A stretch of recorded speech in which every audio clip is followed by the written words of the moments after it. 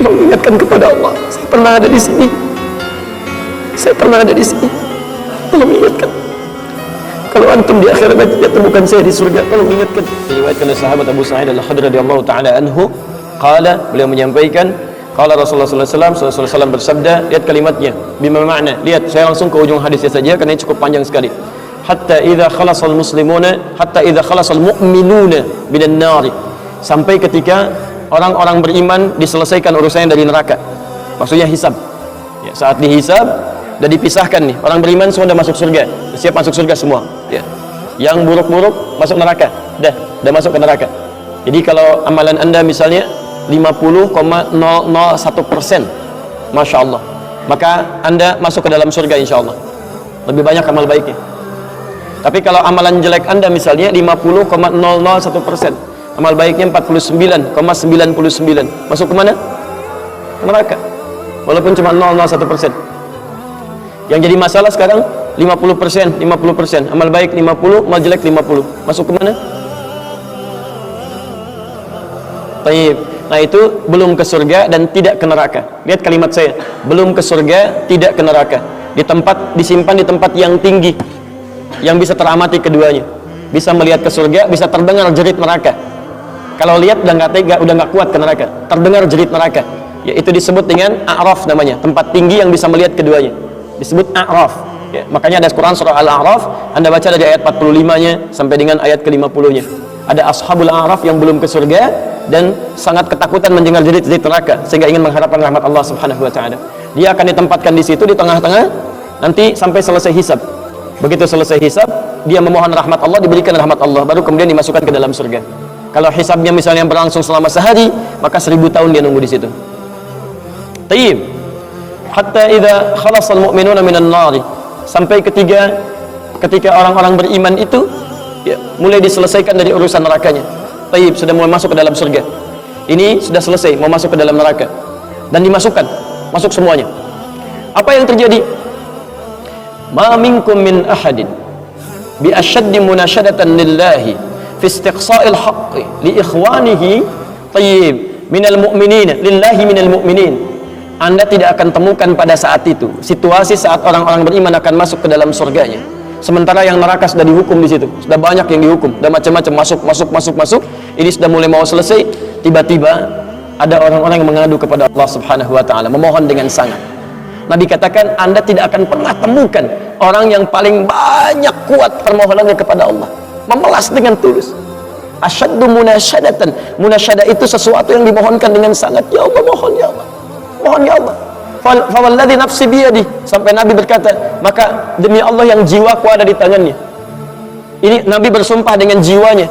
Tidak pernah ada kalimat dalam hadis ya, kalimat seperti ini kecuali menunjukkan itu sangat serius. Ingat, sangat serius dan ada sesuatu yang penting di dalamnya. Nabi serius menyampaikan ini, kita jangan anggap bercanda gitu kan. Falladzi nafsi biyadi, maka demi jiwaku yang ada di tangan Allah Subhanahu wa taala, yang bisa diwafatkan kapan saja. Lihat kalimatnya, fayaqulu, maka mereka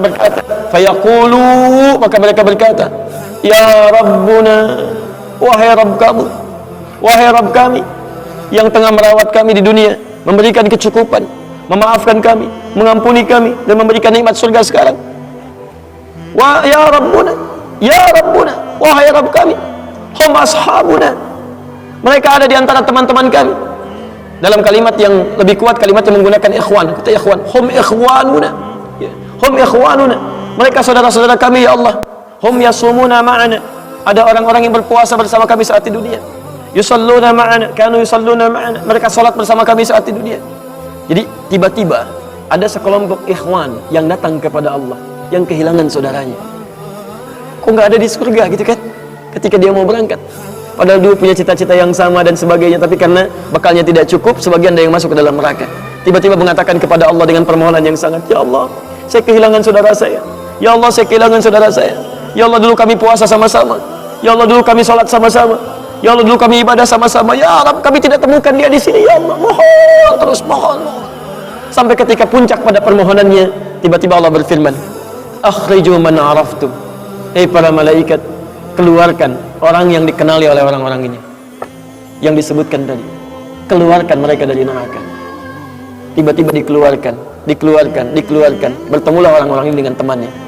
Sampai Allah kemudian dengan rahmatnya katakan lagi, akhriju man kana fi qalbihi mithqala dzarratin minal iman.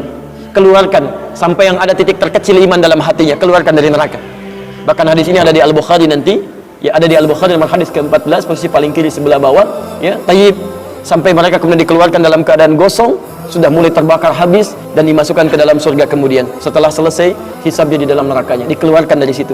Jadi ada orang-orang yang dengan syafaat temannya bisa keluar dari neraka, masuk ke dalam surga. Ada yang sama sekali tidak membantu itu. Ya, dosa-dosa yang begitu besar tidak bisa keluar dan kekal dia di dalam neraka. Walaupun dia merasa beriman kepada Allah, tapi digugurkan keimanannya dengan ibadah-ibadah yang melanggar ketentuan Allah, seperti syirik dan sebagainya. Tapi poinnya adalah tiba-tiba ada segolongan teman yang memohon kepada Allah Subhanahu wa taala, ya Allah, kami puasa sama-sama, kami ibadah sama-sama, kami sholat sama-sama ya Allah, cuman saya nggak temukan dia di sini. Itu indah.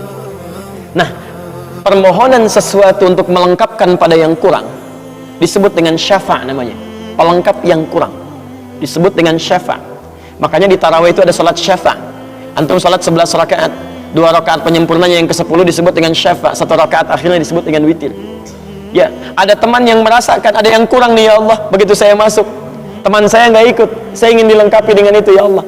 Tayyib, permohonan untuk menggenapkan sesuatu yang kurang dengan sifat yang sangat memohon luar biasa, maka kalimatnya dirubah dari syafa' menjadi ditambah tak di ujungnya dengan alif di tengahnya, jadi syafa'ah. Tayyib, saya mau akhiri ya, karena ini sebenarnya tidak banyak bahasannya. Siapa orang-orang ini? Itu yang disebut dengan ikhwan. Makanya ketika ayat Qur'annya mengatakan wa kuntum ala syafa hufratin minan nari fa anqadhakum minha, dan kalian sudah ada bahkan yang sudah mau di bibir neraka itu.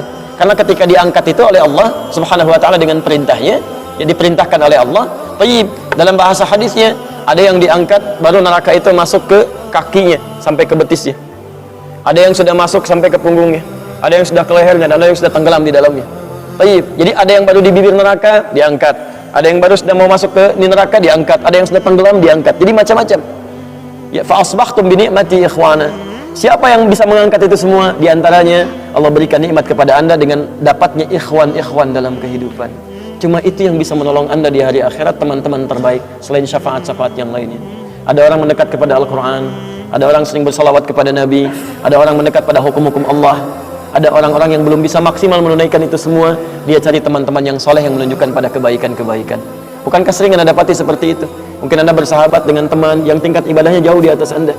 Anda masih sibuk dengan urusan dunia, tapi masih menunaikan sholat, masih puasa, tapi karena kesibukan dunia Anda, Masya Allah, kurang bekal ibadah Anda.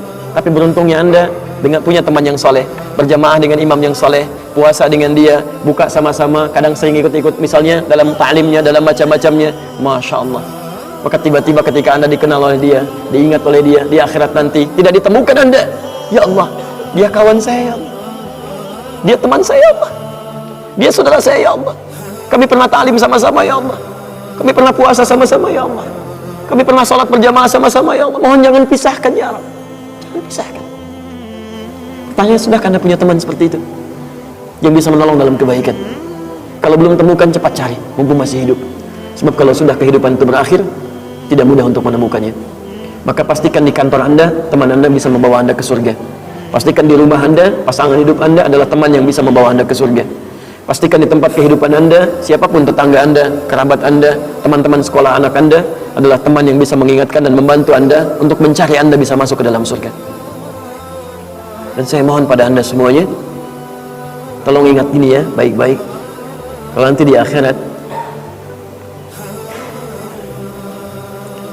Anda tidak temukan saya di surga, tolong ingatkan kepada Allah, saya pernah ada di sini, saya pernah ada di sini. Tolong ingatkan. Kalau antum di akhirat tidak temukan saya di surga, tolong ingatkan. Ya Allah, mohon ya Allah, Adi Hidayat pernah mengajar saya dan mengingatkan saya di sini. Ya. Subhanakallahumma wa bihamdika asyhadu an la ilaha illa anta astaghfiruka wa atubu ilaik. Wa akhiru da'wana alhamdulillahi rabbil alamin. Assalamualaikum warahmatullahi wabarakatuh.